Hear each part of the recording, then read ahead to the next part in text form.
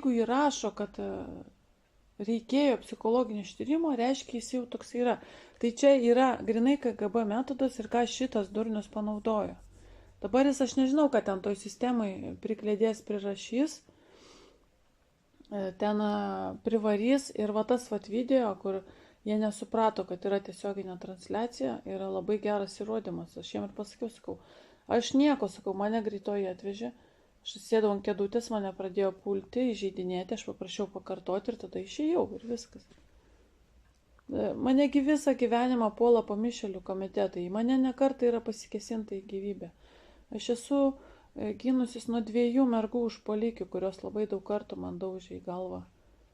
Ir aš su tą sudaužytą galvą aš išsveikau ir sugebėjau baigti tuos visus mokslus, teisės. Ir mane skundė mano dekanė, kad aš vaikštau į paskaitas. Kodėl ten mane skundė? Neatsimenu. Ai, kad sumažintų tom mergom atsakomybę. Jinai rašė į miliciją, mano dekanė, bet jinai man keršio, nes aš ją nuo notarų nuėmiau. Atradau, kad dirba ir dekanė, ir notarė pilnu etatu, tipo laisvų laiku.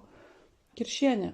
Jinai man keršio ir jinai rašinėjo į miliciją, kad jinai vaikšto universitetą, nors dėl gripo tada iš viso buvo panaikintas lankomumas ir negalima nuspręsti, kas vaikščio. Gal ir ateidavo su cipenčia galva, nes pas mus buvo, kad jie nelankysi išmes ir viskas. Bet paskui jinai man padarė gerą, nes kai mažino tą miliciją, tą sužalojimo mastą ir jisai tapo prastas, tas sužalojimo mastas, darė tas papildomas ekspertizės ir stojant į kariuomenę šita priešų veikla vėlgi pasidarė gerai. Neurologas kariuomenį klausė. Tai koks pas jūs tas mastas buvo sužalojimo? Sakau, padarė 3 ekspertizę ir nustatė, kad menkas. Tai jūs dabar taip sakot, bet sakau, gerbiamas gydytojau, sakau, aš remiuosi teismo ekspertizės dokumentais. Tai yra dokumentas. Taip. Pasakė, kur jums dar skauda? Sakau, man tirpsta kaklas.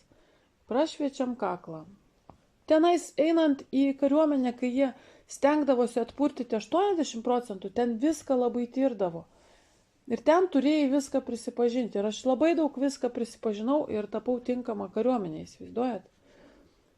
Ir čia yra nors 5 metam ta ekspertizė, bet čia yra visam gyvenimui. Ir šita jų kova, šitokia nenormali kova.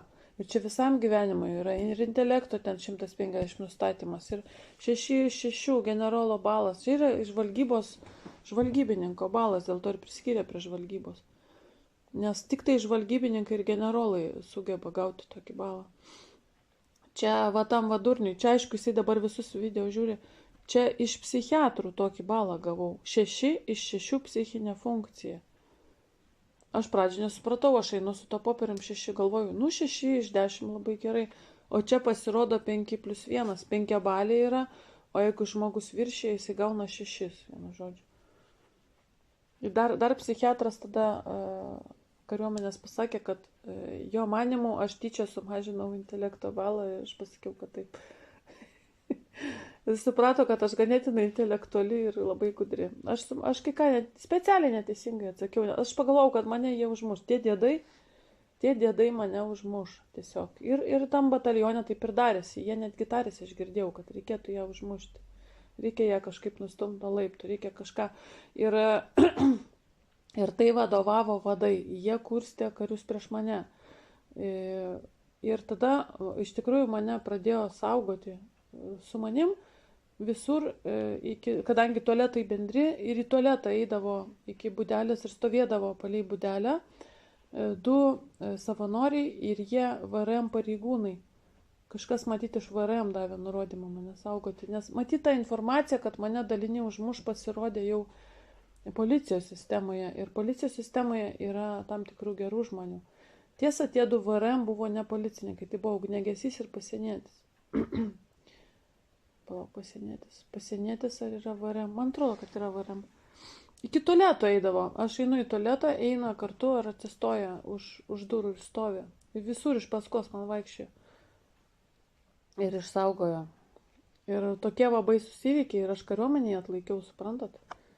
Paskui kažkaip tai, man atrodo, tas leitenantas nuo sofos patarė, kad reikia nueiti ir registruoti tos skundus, nes jie neregistruodavo mano skundų.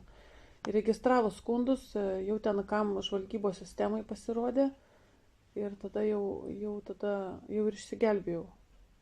O jie tiek rėkdavo, jie jausi man rėkdavo, jie ateina, man jausi rėkia. Kas ten darė?